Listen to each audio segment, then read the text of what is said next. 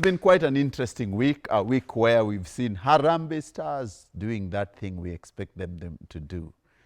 Kenya, the pride of Kenyans, is over the roof now. Obadi ba. Yes. Obadi Ba. They drew, but remember, 10-man Harambee Stars against an Angolan side which have reached the quarterfinals. Let's be real, it's your biggest show, it's your biggest conversation. Gentlemen, introduce yourself, and ladies. Ladies, it's a chilly evening in Nairobi. That's why I'm dressed like this, like from the iceberg or ice ball? Iceberg. Yes. You know what? They say AI will take everything. Yeah, But the potential of the human being, I think we are still fascinated with it.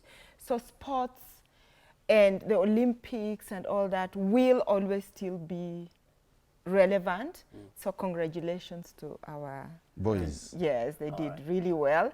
And I'm Dr. C, CEO and founder of Samantha's Bridal and Samantha Wines. Yes. So today we are serving the rosé. Oh, yeah. So we're going to be preaching wine and drinking wine. At the same time. Right? Yes, indeed.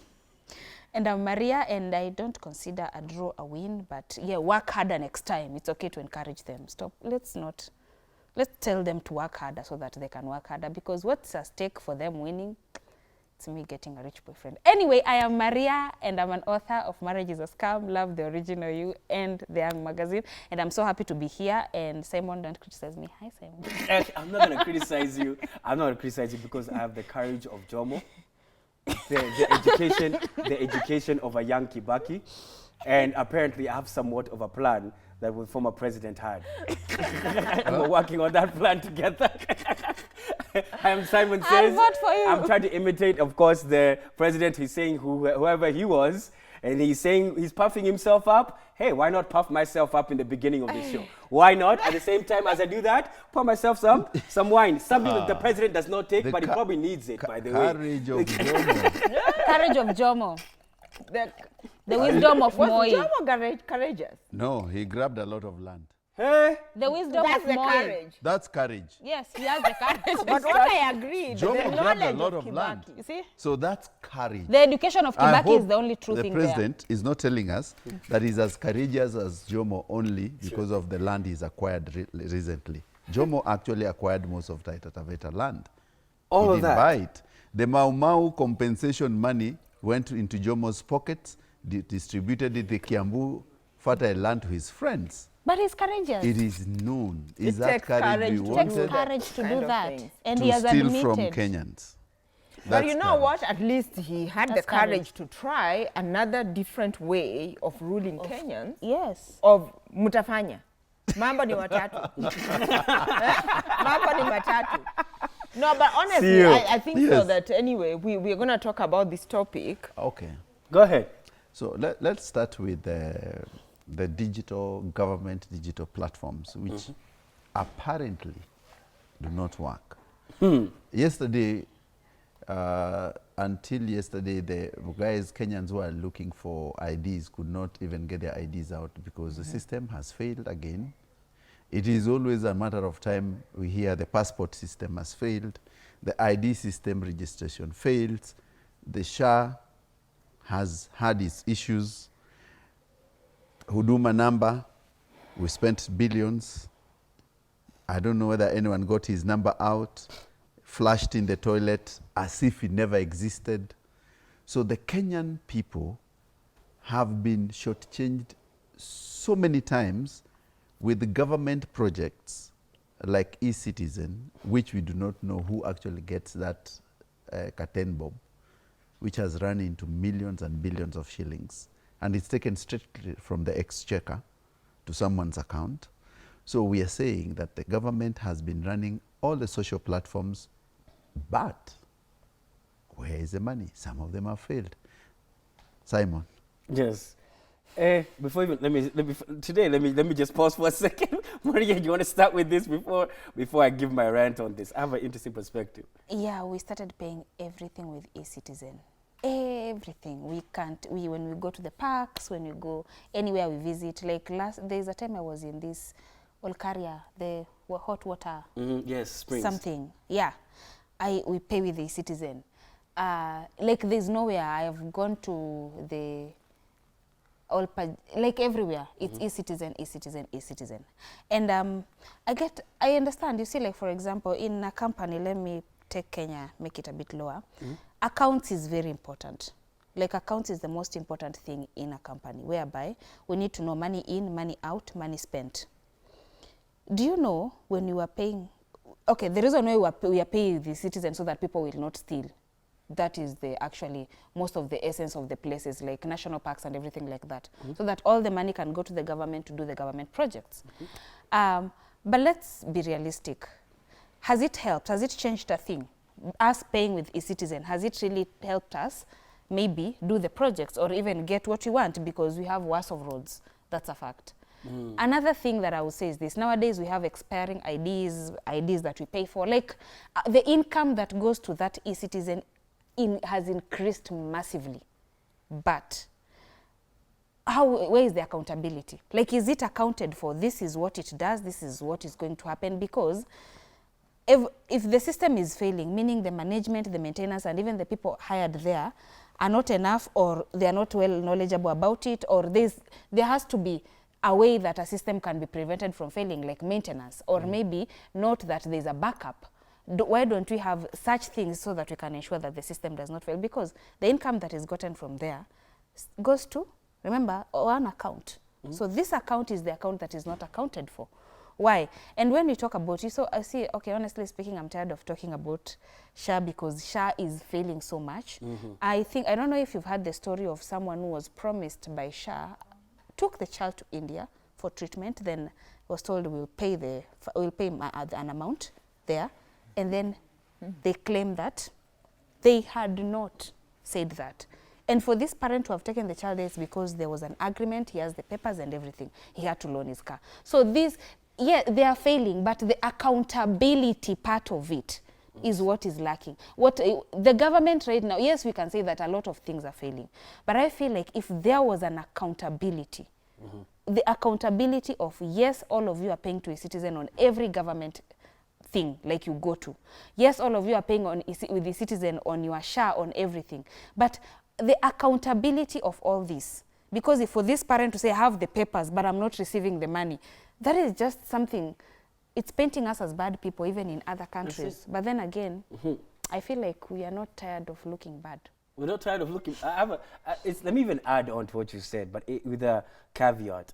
I like the fact that even the president has come out saying that indeed, I have the courage of Jomo to steal your money wisely, and you will give it to me gladly. I have the, the education of Kibaki, and indeed, I will do it with intelligence. I'll upscale it, and I'll tell you to join a platform like e-citizen, and indeed, the money will go magic tricks. You never even knew where it went. And that's the thing. And also at the same time, I have the plan that we started with Uhuru, the former president, because what will I do? I will integrate parts and the progress that indeed we had, the plans that we had previously, I will integrate it and scale it up in ways that you would never see coming. And indeed, I am the person who will save Kenya to take it towards the direction in which it will see wonders. And those wonders will be Kenyans. You will be shocked in awe of the things that will actually happen to this nation, because indeed you do not know actually the direction that this country is being taken. Because you know what? He is just saying that he's going to shock and awe you with wonders, but wonders cannot always be a good thing. That is actually a fact when you are involved in which a government that's primarily involved in making deals and not actually getting plans in order for Kenyans. But one thing even I want to even point out, see when the president was coming out saying that it's the best thing that's ever happened to Kenya. Since sliced bread. Yeah, since sliced, exactly. Do you know why you're saying all of these things? When you constantly hear, this is the mindset of the president, when you constantly hear Ruto must go, you need to you just give yourself some self-motivation, positive affirmations, and sometimes you need to do it publicly. Sometimes the president wants to give positive affirmations to himself, saying that indeed he is all these things. I have the brains, I am so qualified. These are the things that the president tells himself when he knows very well that indeed the whole public is saying Ruto must go. So right now I want you to see it that all of these things that the president is doing, these are mental exercises for self-preservation. You have to know that indeed, when you see insecurity work out in public, sometimes it expounds in self-preservation in positive mantras. I believe I am. I believe and so I am. I will build that church and indeed it will take me to heaven. Indeed, I have the best plan. These are self-preservation mantras that will give him mental peace so that he can actually now be able to execute the task that he thinks is best. So Kenyans, this is a kind of leader in whom we have chosen, in whom we actually follow. Forget only his citizen, he's trying to preserve himself mentally. That's what we call mental preservation. That's what I see right there. Just a mental issue. CEO, I'm a doctor, see what you see. Yeah, so for me, this conversation about the corruption that is, like there's so many, the list is long. Like if I start, like it will be, like the list is really long. And no, to be fair, not just with this president, even with the previous presidents, the ones we have courage of and knowledge of. Yeah. So for us, for this conversation, what I would like us to discuss, actually, the direction I would like us to take is why should you at home really care about?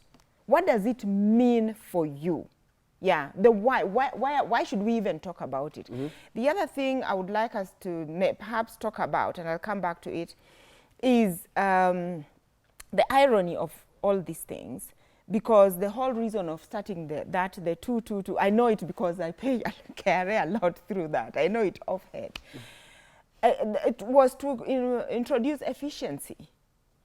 Yeah, and it's such an irony that the efficiency is actually not there because now we've actually lost the money, and especially that convenience fee.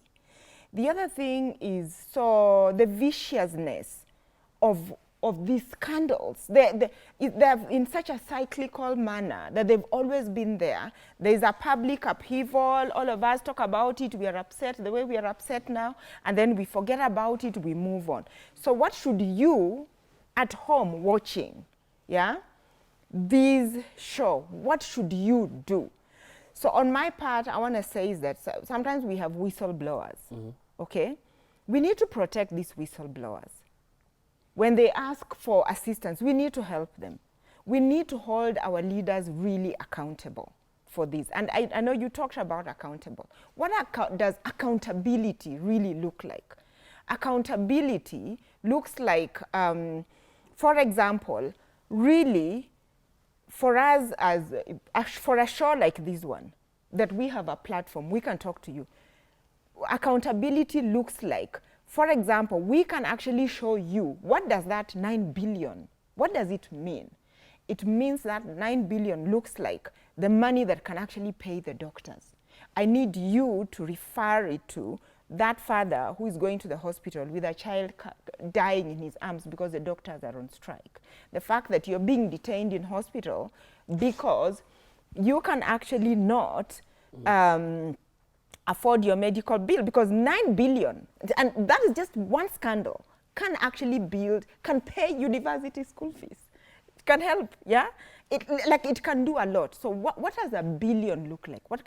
Because I think Kenyans are so tired of hearing of numbers, and they actually, until we've become numb, we've numbed ourselves with the numbers, and then hold even the institutions accountable in terms of like the anti-corruption.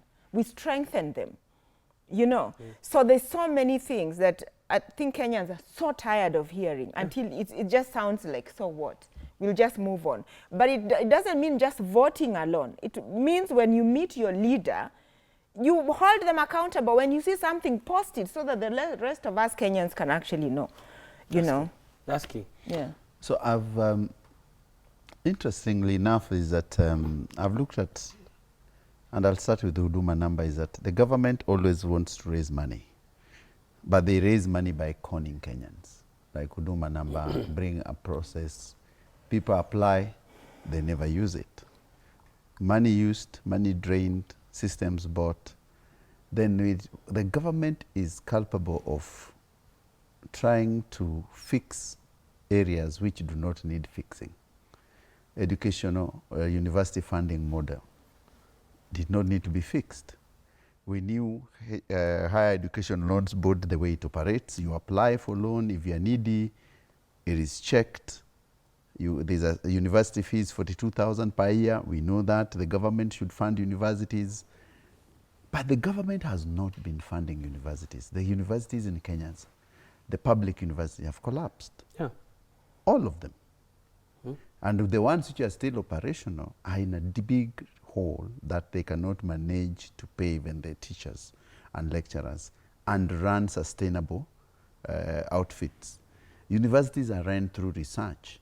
They have no fully funded programs to even establish research to earn money. Universities earn money through research or through what we call Model 2. Model 2 is what Kenya used to call parallel studies, where you can get money from other students who want to join university and help you fund your activities. Then the third thing is that they used to invest in land and make it more productive, especially the University of Nairobi under what you call UNES, University of Nairobi Education and Sustainability Projects. But the government decided in their own wisdom that this education model, the university funding model, does not work. We want to bring a genius way of funding students. Now, last week, they came and told us we have reduced the university school fee, which is a lie. If the fee was at 42,000, you took it to 90,000 and you reduced it to 70, you've not reduced it. You've added university fee. And parents who are taking kids to university know what I'm talking about. Then let's look at the e-citizen. My problem with e-citizen is not making work easier. That one anyone can do. A system is established to make work easier for Kenyans. A system has a convenience fee. I don't have a problem with the convenience fee. I have a problem with who is the owner of e-citizen. Who? Because why can't we own it as Kenyans? Because I know the 3 young Luo men who established the system, but they ended up selling it to some big shot somewhere who owns it. And the fee, convenience fee, was added on top of the 10 bob to something. Now, my question is, why are we having a system where someone is benefiting? Why can't it be a government system, which the government, the money which goes in there, they buy it from the characters. It's a government, the money goes to the government, and we account for that money in our budget. And say this year in 2024-25, the e-citizen platform raised through convenience fee 10 billion shillings, which we are using for one, education, ECD, education in all kids across. 2, we are using it for hospitals to buy equipment for cancer patients. That's how we do things. The convenience fee. Yes, that's a convenience fee. We do Yes. not care the amount of money, which if it is for other, take it where it is. The convenience fee does not build roads, Maria. Convenience fee is for the government money to do other projects. Roads are done under KERA, Kenya Urban Roads, and they have a budget and we pay for it under the fuel levy. We are not going to mix things as Kenyans. We know how we run this country. We are not going to allow the country to be run haphazardly. And the president should know that Kenyans are aware and are vigilant, and the government should act the part. We are not living in the bushes anymore. So, I mean, from what we are talking about, looks like the problem is not the system. The problem is people behind the system. Yeah? The politicians, the people who are tasked. Anyway, talking of people behind the system, is the church. Praise God. Amen. Go ahead. Which is a body of believers. And my topic, I want to approach it with such reverence because I know the church has always been the pillar of the society. It's such a dependable, the institution. So there is the institution and then there's the people. So right now, some of the church leaders have been rocked with such scandals in Kenya. First we had Shakahola where people died. Then we are having sexual misconduct from the church leadership. Recently, there was a pastor who was fired or resigned from one of the churches because of sexual impropriety. Even the other day we saw, was it some priest also who did something to a young boy.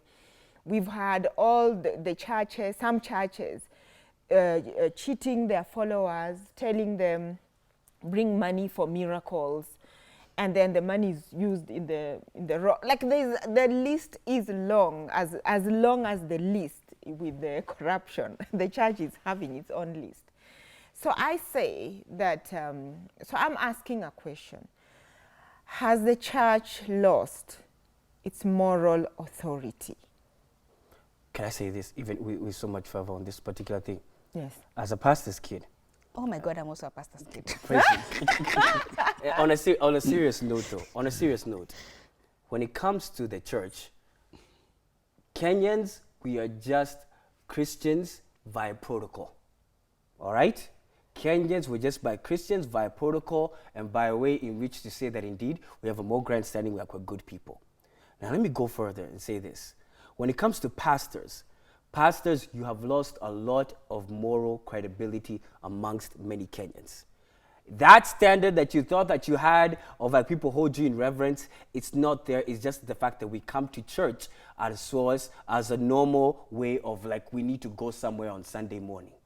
All right? And the main thing is a lot of credibility has been lost by the Kenyan pastors, especially when you start seeing Kenyan pastors going to pray for a lot of these politicians, saying that indeed they want to pray for peace instead of holding these leaders accountable. Yes. Pastors, you lose a lot of credibility in a lot of Kenyans' eyes when you stop speaking from the voice of the Kenyan people who actually go to your churches, and you start speaking on behalf of politicians and people who are in government. I want to repeat that again, because a lot of y'all, when you go out there, you start saying that indeed you want to pray for peace. There was a little prayer thingy going around. They were over here in Harambee Avenue, walking around saying they want to pray for peace. No! Shindwe! You're supposed to pray for the fact that these leaders can get their act together and not even telling us to pray for peace. Speak for your followers that actually come to your church. Stop over here telling us, giving us lectures on the sense that we should actually now hold some peace. We should now give it to Caesar which belongs to Caesar, and then now we should now even follow our leaders and everything. No! Hold these leaders accountable, because indeed yourself, you are a leader who has indeed been put on a pedestal, on a moral high ground, in which you're supposed to speak moralistically on the voice of the people who actually come and say that indeed I follow this church, and this person who has been put in this position of power, who is this pastor, that actually now this person speaks on my behalf even when they are in the presence of power. The moment you pastors do not speak truth to power is when you guys are just a bunch of cowardice hooligans who are just going out there calling press conferences on behalf of other leaders. And we know it, and we see you guys, and a lot of Kenyans are just like, ha, pua, shindwe, and that is the truth. Because you guys are just spitting hot air, and we don't honestly care anymore. Wow. As a pastor's daughter, I will start by saying this. My father is a human being. My father is someone's husband and someone's father and someone's friend. The problem with us is we think that these people are so holier than thou, whatever they say is true. You have the right to question, you have the right to ask, you have the right to actually refer to the Bible, although sometimes they preach according to what they want you to believe, especially the kutoa sadaka part. The prosperity one. So this is the point. You should understand that these are human beings. I'm saying, let me speak this from the context of pastor actually molested a child. This comes from a point of, we tend to tell our kids that this is a man of God. Believe what they say. No. If you're going to teach sex education, you should make sure your kids know that it's any human being that can do that. And another thing is, if you're going to be talking to your children about the dangers out there, they should understand that it's any human being. It's not about the church. And that's why if you know that they are going to church, do not make them believe that it's the safest place. No. Because even us, we know, we have seen. The most loudest of scandals are caused by those pastors. We've seen them. And they preach to us. They talk to us every day. That's why, because we think that they are holy. Oh, by the way, the world was to end in 2nd August. They're still here. No, they issued a press conference. Again? Are you serious? Renouncing the world is not ending. Wow. Continue. Continue. Because you see, because we tend to believe that they are holy, that's why they will tell us fast for 40. You know very well that your body cannot take it, but fast for all this time, or don't eat, or do this. Do not believe that. Question your health. You have a Bible. The God is the same. Imagine God you can pray to you. Praying, God hears. He does not just hear their prayers. Try to question these people and try to live according to the word of God and pray to God. Because if you believe in yourself first, you will not be fooled to the extent that, oh my God, you die, seriously, because of a pastor. No. And let me tell you, and there's someone who said actually that these pastors are the biggest sinners. It's very true. They are sinners too. And that's why and most of them have sexual scandals. I don't know why that's related, or it happens in private. Anyway, Dr. Yeah. So what I want to say is, like I said earlier in introducing the topic, like I say this with reverence. So from where I sit, I don't think the church has lost its moral authority. You don't think so? The leadership has. Okay. The church in itself is an institution. It is, it's a believers. So, and we are the believers. The church, whatever it was, the Bible has not changed. The Bible has not lost its moral authority, but the leadership has. And even as I say the leadership, not all the leaders. To be fair, we've seen some pastors, some priests who've come out to actually say, no, return that car. No, we're going to do the right thing. So we cannot lump all of them together. But even that, in terms of when you see some of the pastors actually, for example, that church where they fired the pastor, that church came out itself. They had already fired, and they issued the press conference that one of our pastors we've done our investigation, and we see that this pastor is no longer fit to serve. So I want to say the church hasn't lost the moral ground. However, even the Bible itself says that do not do things that will make a brother or a sister stumble. Some people have been so affected by the way the church is behaving. So what I want to say is that with all these scandals, people may actually have to be forced to look for other means and sources of spiritual fulfillment. It may mean that just watch the church online, and follow, It may mean so that stop following brands. Stop following brands.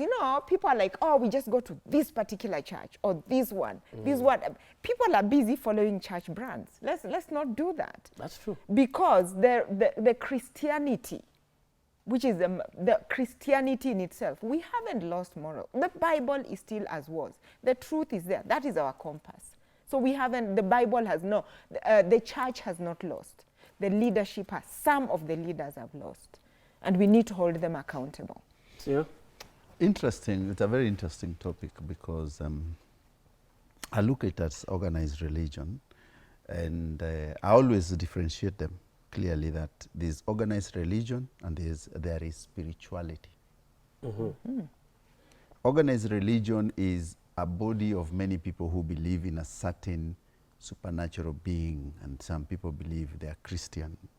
But Christianity is not only about belief, it is about many other things. And then that's why you find people in these very many small churches with weird names and weird outfits and weird doctrines. Because a doctrine is not a word of God. A doctrine is a way of operation of a specific church. So, and remember what Karl Marx said, that religion is the opium of the masses. Africans believe that anything you are told in the altar must be true.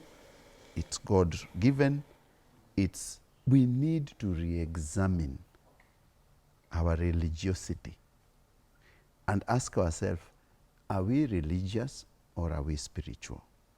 One. When we realize who we are, then we ask ourselves, is this pastor a real pastor or a pretender? Because remember the altar, there are some things you cannot touch in the altar if you are a sinner, and those things will always boomerang on you. The biggest problem in the current generation of, and most of them, the churches, is that the sexual sin has been thrown to the altar. And many people are suffering with it. Is a worship leader with a pastor, a who and a who. The most scandalous things happen around that altar nowadays. We had this discussion with my brother on Sunday, and we are saying that the pastors must be very careful, because up there, the people in the bars do not have those scandals anymore. If they want to have a girlfriend, they can either go online and purchase one. You see, it is a transactional as it is. It is open as it is. But in this church is where we have a problem today. And the problem is that the pastors are living double lives. First of all, you must agree that you either serve the Lord Serve the world. or serve the world. If you want money, because all our pastors nowadays are looking for money, the church is not a business venture. If we are going to church as a business venture, to dress well, to drive a big car, to have nice homes, and to have girls, because that's some of what people are doing. Yeah. I want a beautiful wife at home, and I want 3 girlfriends from the worship leader, the praise and Yes, the exactly. praise queen, Yes. and then I need a big house, and then I tell you, praise God. Amen. It's trending. It's cool. Then it's a we buy business. jets. We are telling Christians out there, beware, the devil is not the person you are preaching against, is the person who's preaching for you. That happens It's a a lot. good thing my Gosh. pastor is a woman. We'll take a short break and we'll be right back on Let's Be Real.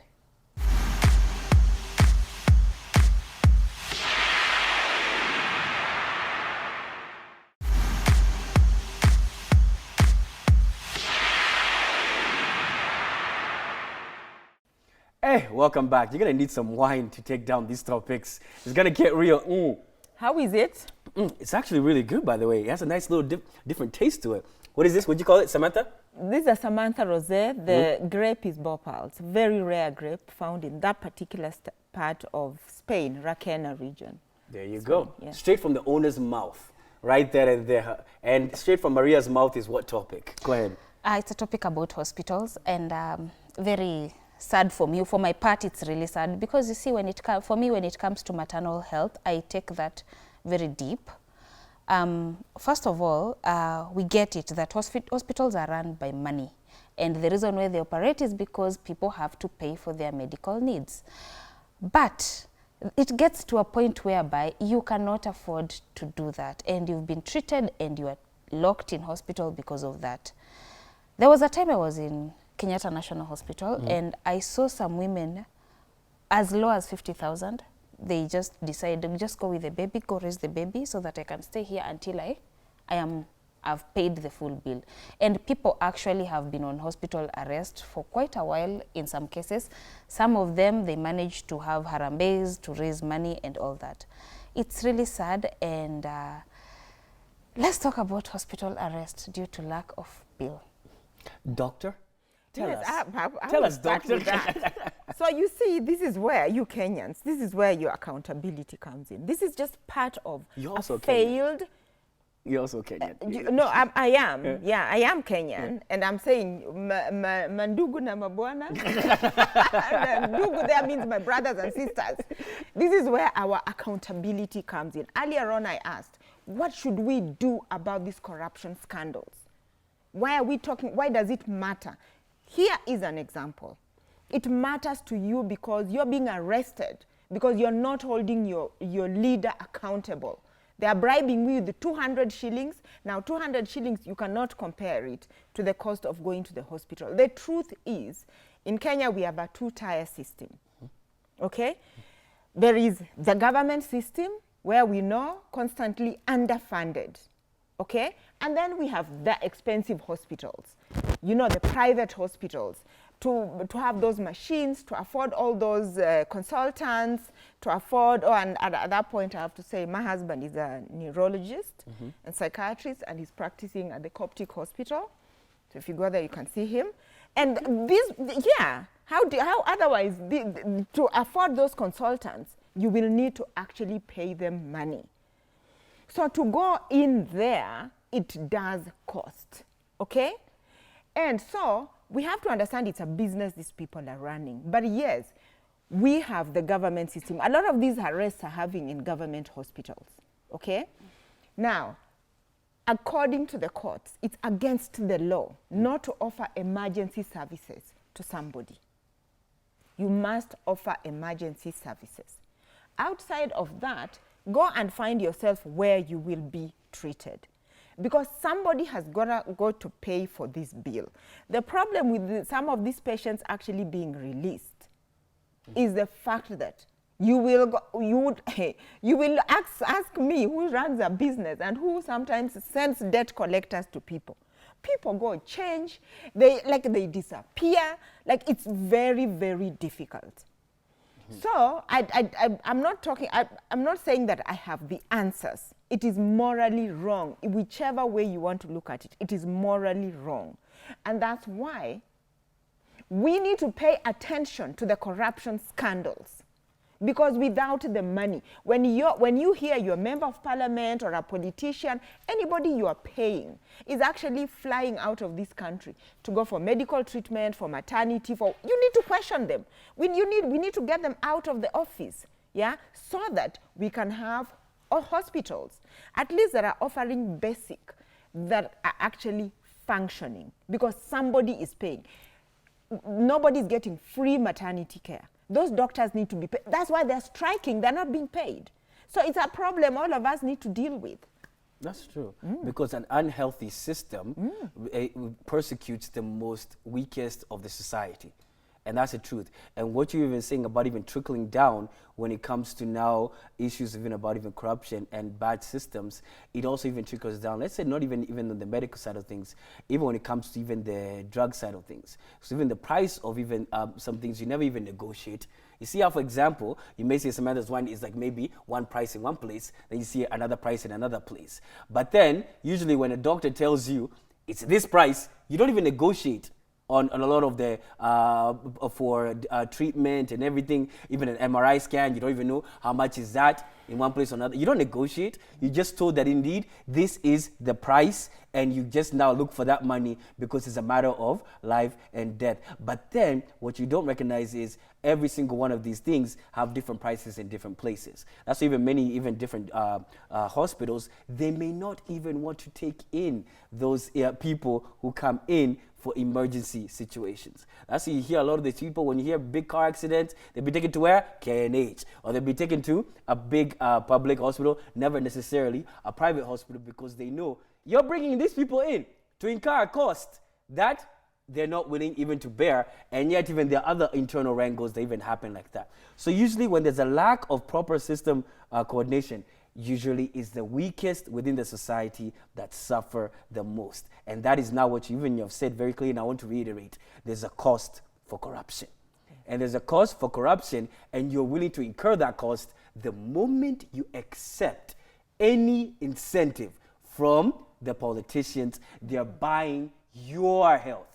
They're buying your education. They're buying your roads. Just know that. That is the cost for corruption that you're willing and allowing yourself to get. That's a fact. Yeah. It's too much to take it. Sip wine. Maybe the CEO can take it. CEO, please take it. You see, funnily enough, I always ask myself, why do people take patients to hospitals where they can't afford? And they know very well that the hospital is a pay system. For example, if you take someone to Kenyatta, and you would have started with Mama Lucy, and you know for sure Kenyatta will not release you even if it's a public hospital. It's a level 6. So what the patients should know is that hospitals have levels, number one.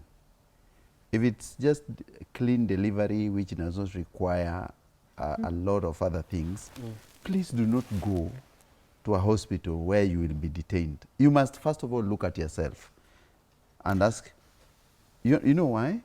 Because these hospitals have price ranges. We know they have price ranges. So Kenyatta is expensive? Of course, it's a level 6.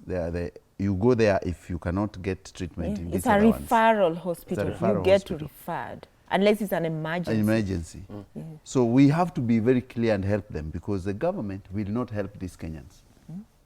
Number two, the system of this country do not like the poor. So I'm telling them what they need to do.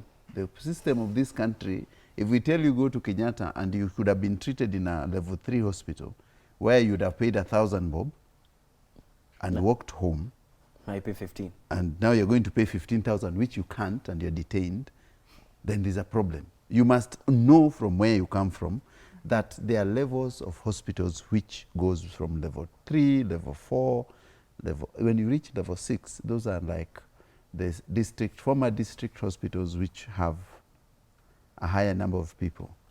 There are places where you can go for delivery, like Pumwani, if you're going for delivery, because most of the people who are locked in hospitals, you'll find they've gone to deliver there and they would have gone to a cheaper place for delivery. If you go to an expensive place, delivery is the same thing. Remember, child delivery is the same thing, normal delivery. But someone charges 60,000, someone charges 10,000. So we have to know these things. My problem with the government comes in underfunding the smaller hospitals, level 3, level 4, level 5, so that people do not end up in Kenyatta National Hospital for the smallest issues. If all these hospitals in the localities are well equipped, let me take an example in Murang'a. Murang'a has how many billionaires? A lot.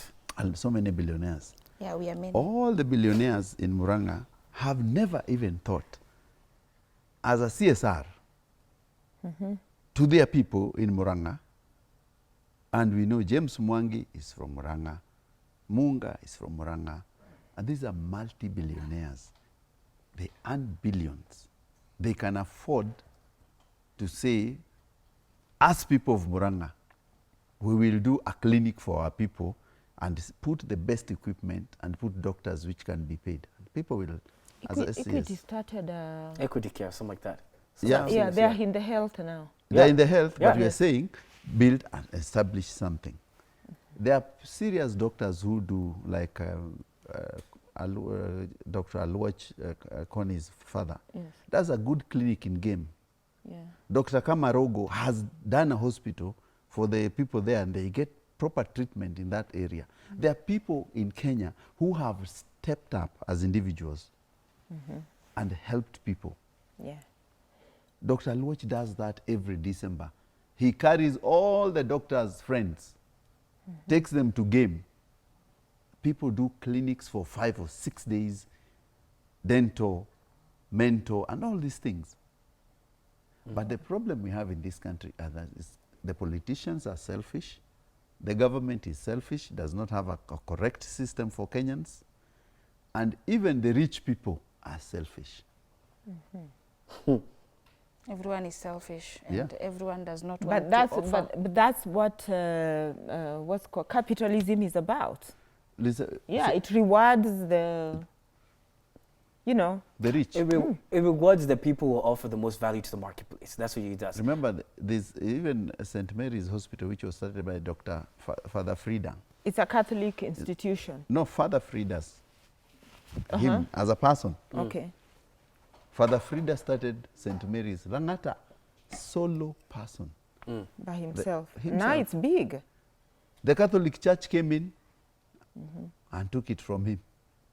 He started another one where? When you're going towards Naivasha, you've seen another hospital there. So there are people who are willing to help Kenyans, and their rates are cheaper, and they do not detain people in hospitals. But the government of Kenya detains its own citizens who pay taxes in hospitals. And that's why I was actually bringing up the issue of my husband at Coptic Hospital. It's a mission hospital. Yeah. Their rates are much lower, and they take in people. So there are people who are trying, but the government needs to do its part. Go to such hospitals But you need to do, let's just say this is what should be done. I'll be very brief. If you are there and you can afford something, like if you know you can, please go and release 1 or 2 people if you can. For now, the only solution there is some women need to go take care of their children, look at their families, and even go to look for money. Just if you can afford those Moranga How many billionaires. women have been detained as we speak? Do you have the numbers? I will look for the number and I will share. I need to share that so that people can go and help. But it's, you see, the thing is, I don't think you should be turning this to a charity case at the same Let time. it be for now so that those women can go home. No, also at the same time, this But the problem is still our there. system does not function based on charity. Yeah, it does not flourish in charity cases. You have to make sure that you put in proper systems so that now actually people can actually be, even know that indeed they're not frantic when it reaches a point in which I get injured, and now because I'm playing for the Harambee Stars, all of a sudden now I have to now go and figure out my own healthcare systems. But speaking of Harambee Stars, we've actually now lost. We have not lost, guys. We have not lost yet. We have not lost yet. Thank God we have not lost yet. But as we speak, at least we were able to draw 1-1 with Angola, and at the same time, DRC, what did we do? We immediately we beat them 1-0. That's it's actually really good. And all these players, guess what they were earning? A cool 1 million if we win, and everybody gets $500,000 if they actually even draw. So right now, as we speak, at this particular moment in time, every single one of those Harambee Stars players have earned 1.5 M. So yes, ladies, you can go ahead and get your husbands right there. But in case you, so yeah, so that's actually something that, so right now they've earned at least a cool 1.5. I wonder how much they will actually earn if we win all the games and reach the finals. Where? They'll get a good amount. So anyway, before even I say my take on this, what do you think about the incentives that the government, even the president has put, that indeed will make sure we pay them this 1 million every single game that they win, $500,000 every single game that they draw? The same Harambee Stars that was complaining about their allowances. Yeah. The same Harambee Stars that complained about their allowances.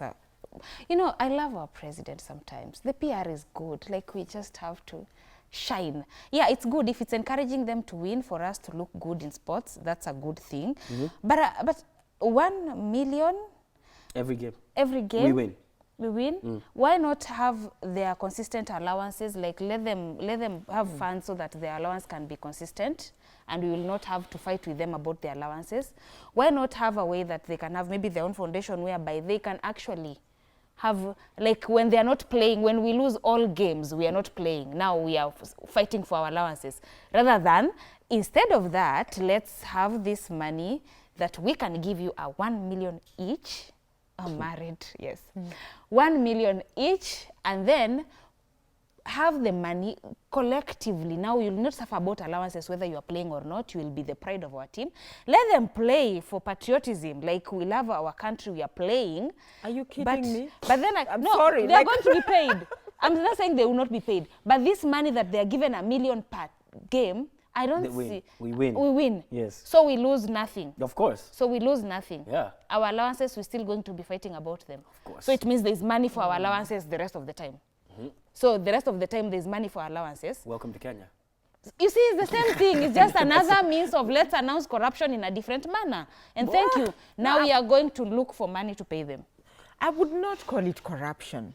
It is, no. What would you call it? This is the one thing, Mr. President, I'm completely with you, and as a matter of fact, you know, I want to give it a tourism twist. Okay. How much of the Mara can we sell?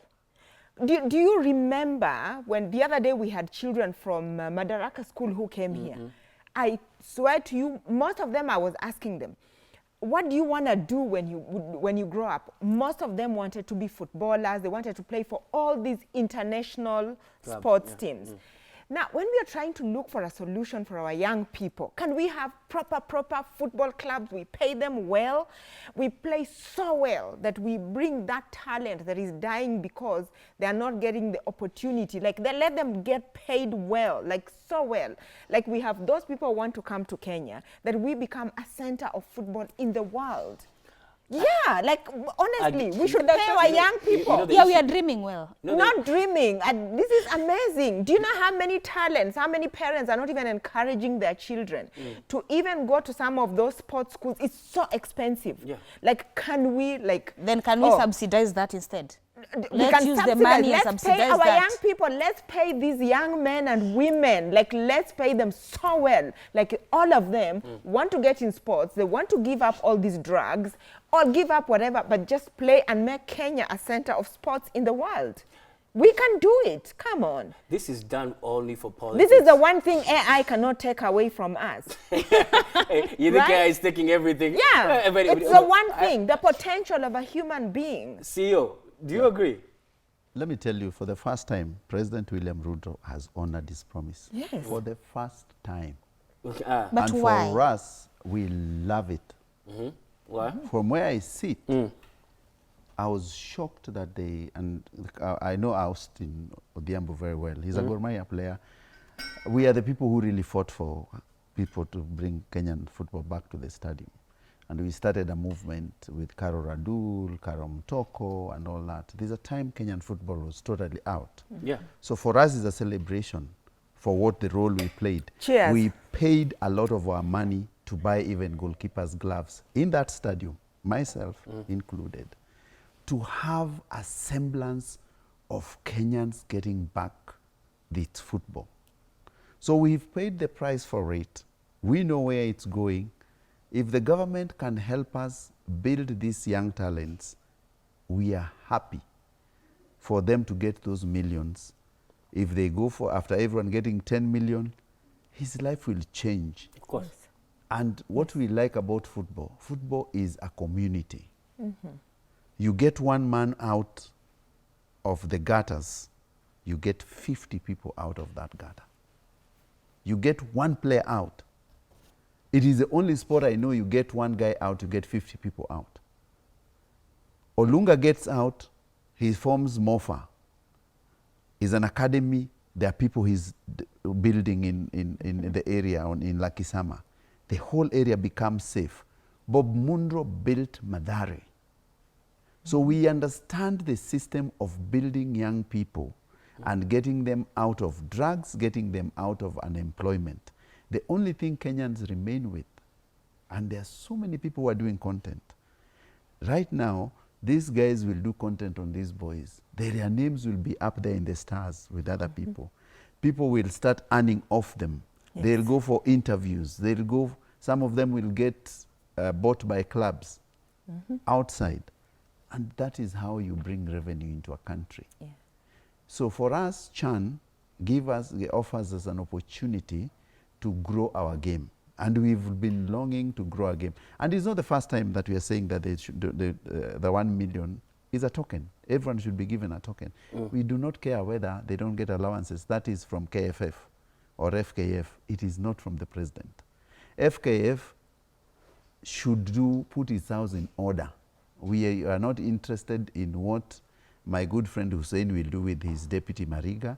They can pay the Harambee Stars allowances. That's their job. It's not the government's job. Everyone has his job. The president's job has been very clear. You win, we give you $1 million. He's been doing it with athletes. We do not want discrimination when it comes to football. When Faith Kipyegon wins, he gets $1 million or she gets $1 million or what. That's a trend. Actually, it should be 10 million. Yeah. Can we move it to 10 million? So what we are saying is that the government, as the president has done, let's keep our stars going. Let's have these boys win. They can win 3 games. When you get 2 or 10 boys out of poverty with their families, is a big step for us from where we sit. Because if you've gone to the stadium, and I bet I'm the only one who's been to the stadium the most of the times, during the drier times, where the players have played and they don't even have food. That's terrible. Shame on us. The first suit one of our Gor Mahia players, Blackberry, wore for the awards, we bought for him because he didn't even have to go for awards. So we have been in the trenches with these guys, hoping that one day people will succeed. Like, what's your punchline that you got? Just a punchline, a quick one. Maria, go ahead. So, Let me start. If you can save a woman who is detained somewhere, please do something because they are missing their children. Interesting. For me, I would say your pastor is drinking and sinning more than you. Cheers to him.